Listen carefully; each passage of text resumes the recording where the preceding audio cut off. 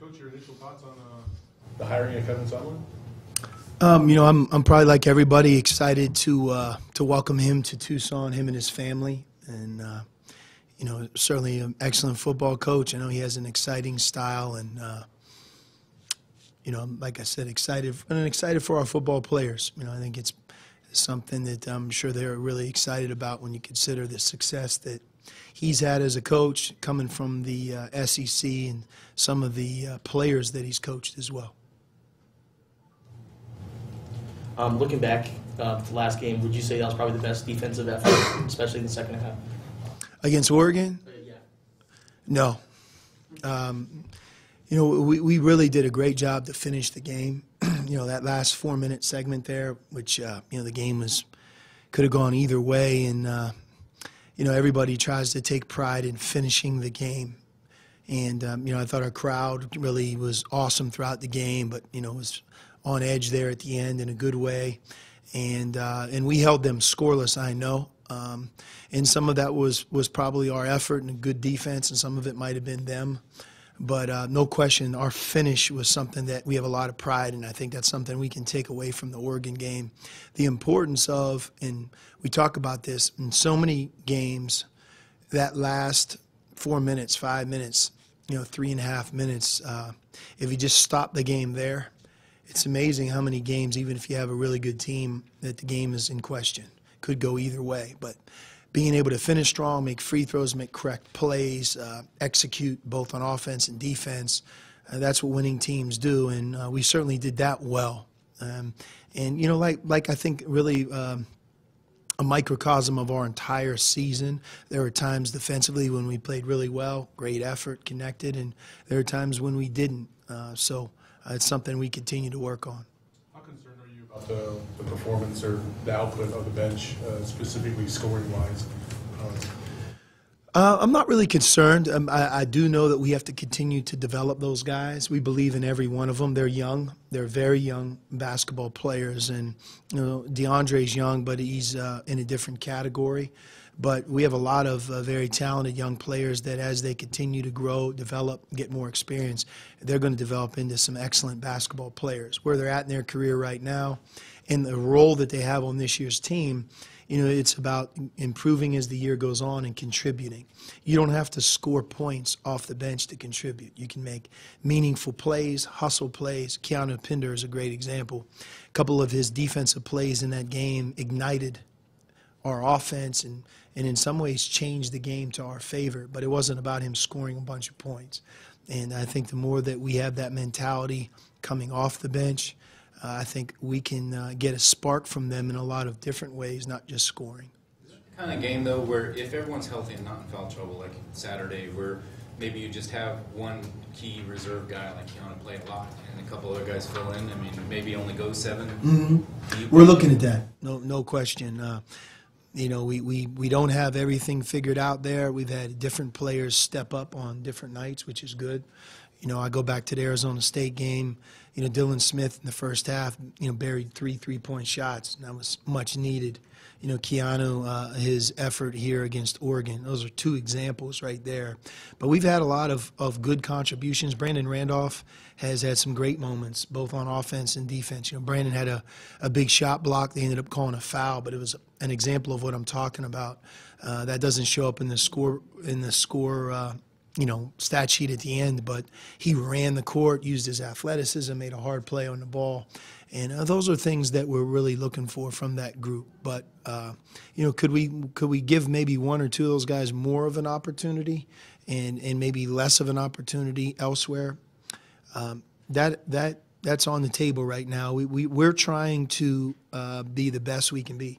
What is it that's going to allow our team to grow and be the most ready this week? That's what we're going to do.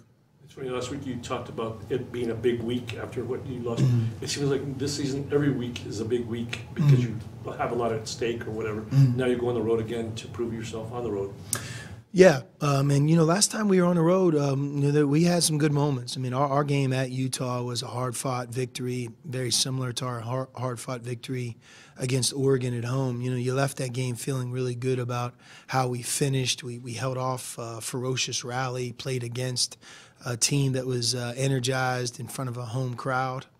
And but in the Pac-12, that's what makes our conference, I think, so unique and so good. Is when you leave, you're doing it twice. You have to play 2 games, and on this trip, it's spread out a little bit more. So we have to be able to handle that, make that an advantage, not a disadvantage. We've had two weekends in a row where that turnaround was really quick, from a Thursday evening game to a noon tip-off on Saturday. This time around, it's going to be, a Wednesday evening game to an early afternoon tip on Saturday. So we have almost a full extra day, and we have to use that to our advantage. But the focus leading up to this trip and while we're there, yes, it's big. And, part it's big is because we're trying to accomplish significant things. We're competing. We're trying to win every game. But I know I bring this up. Winning both on the road, sweeping, leaving with 2 road victories is not an easy thing to do. You could be a very good team and not do that. And does it surprise you that Stanford's sitting there tied with you guys at 4-1? I know it's early in the conference, but it's not an easy trip. No, Stanford, they have a lot of experience. Maybe the most returning experience in our conference, but I also know they've battled through a significant amount of injuries in the non-conference season. And when you have your most experienced starters and those types of things, guys not there, they played a tough schedule as well. You can get on a losing streak and maybe not be as good as you can be. But, they're 4-1, and ironically, they had a big lead against Cal in the only game they lost, and Cal made a great comeback in the second half to beat them. But Stanford's a good team, and it seems like they're playing their best with a lot of confidence. And in fairness to them, they're healthy. How comfortable are you, or what are your thoughts on Alonzo's three-point attempts and his output beyond the arc?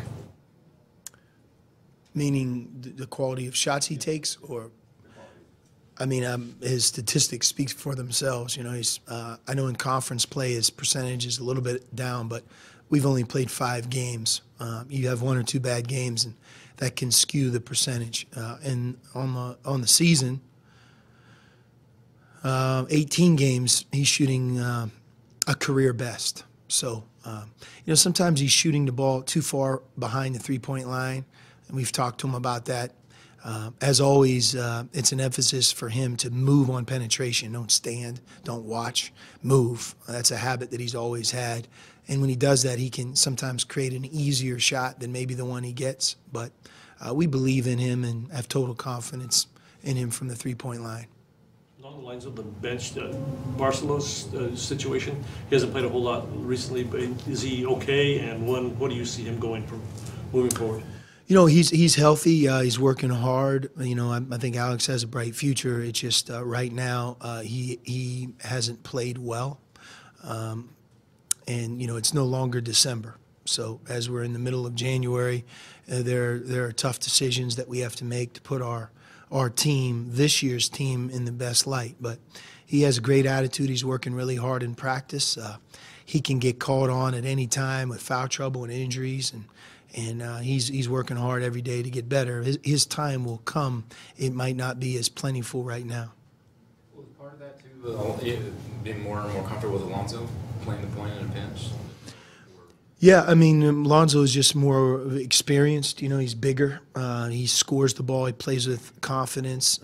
And we've worked really 2 years and presented Alonzo with that challenge to make sure that he's ready. We've always had 3 players that are able to play that position. And, Alonzo right now, when we shift him from the 2 to the 1, we have a different look. We're bigger. He has the ability to score, and he's comfortable in the game. So, what do you think? What do you expect of Cal? A lot of change there, coaching and players. Well, I think the one thing about Cal that's really apparent is that they're a great offensive rebounding team, the best offensive rebounding team in our conference. They play with a lot of energy. They have 2 big guys that are great offensive rebounders. Marcus Lee, who transferred from Kentucky, who's older. He's in his 5th year. And they have a number of younger players who play really hard, so they get second shots. Because of that, you foul them a lot. They play with a lot of energy. They also press, and even when they're not pressing, they will turn you over. They'll steal the ball. They'll deflect. They shot block as well as any team in our conference as well. Again, Marcus Lee's a big part of that. And they use those shot blocks to get out in transition. You know, they play at a pretty fast pace. So, you know, when you play with a fast pace, you shot block, steal, deflect, have the ability to do that. And then you're really good on the offensive glass. You could tell they're a team that plays hard, plays with a lot of energy. They're very young, and that doesn't always work to their advantage. And they're not deep, and that doesn't always work to their advantage. But the players that play, they play really, really hard. And, you know, as evidenced by the comeback they had at Stanford, winning on the road at San Diego State, they've been in a lot of tough games that maybe it hasn't gone their way. That happens when you're young and inexperienced. Wichita State, as far back as the Maui Invitational, they had them down almost the entire game. And at the very end, Wichita State ended up pulling it out. So they're playing at home. There's a big difference between playing at home and on the road for an inexperienced team. They're playing us, and I think they're going to be energized, and we have to really, really treat them with the respect that they deserve because similar to Colorado, you know, Colorado, they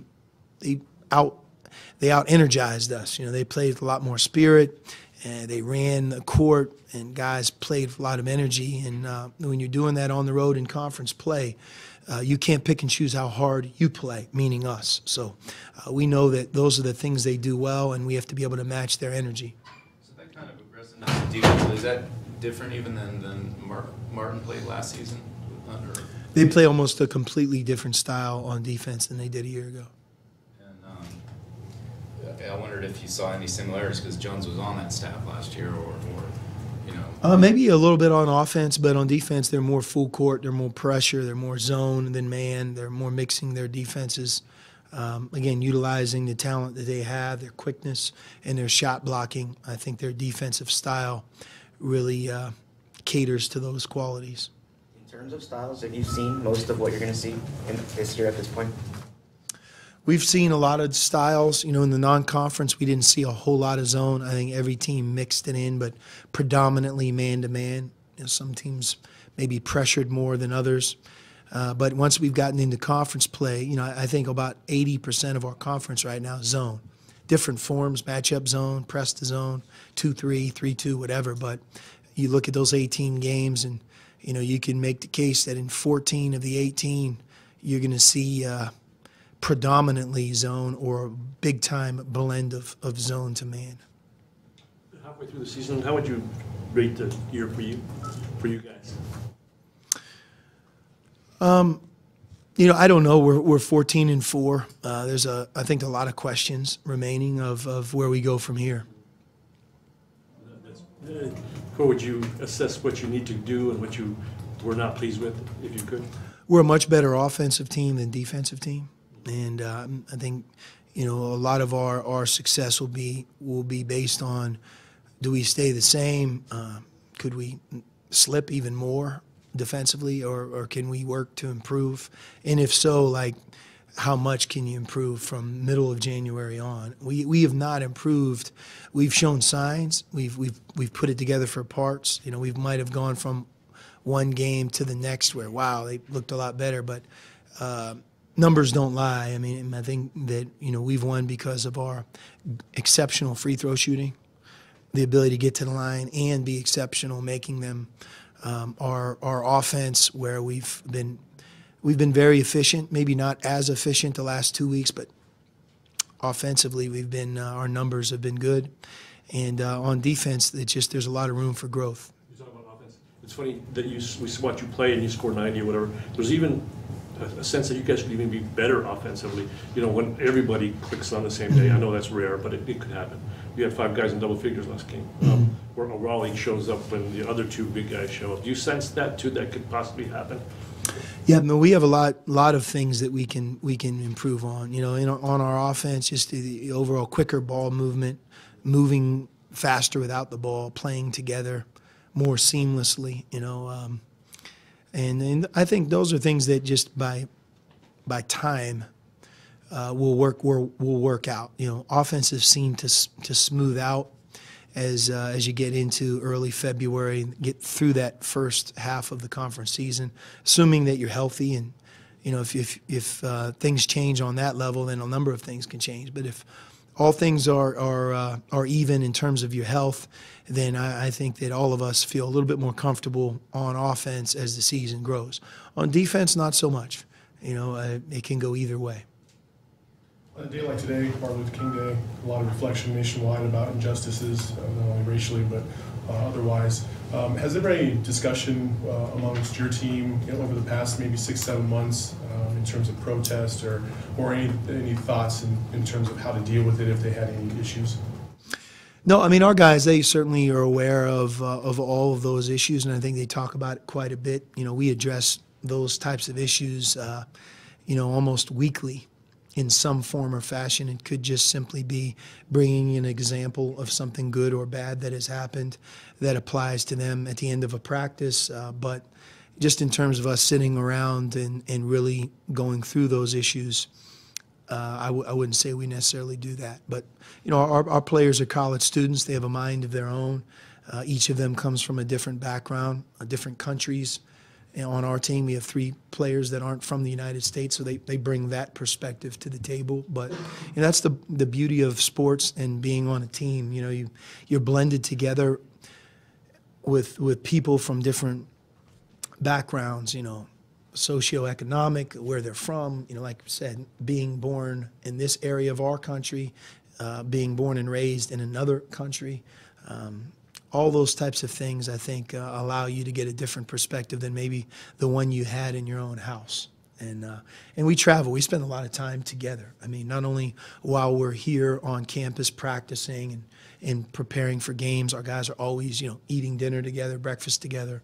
But when we travel, they spend a lot of time together. But I think a lot, those types of conversations happen when you're around each other a lot.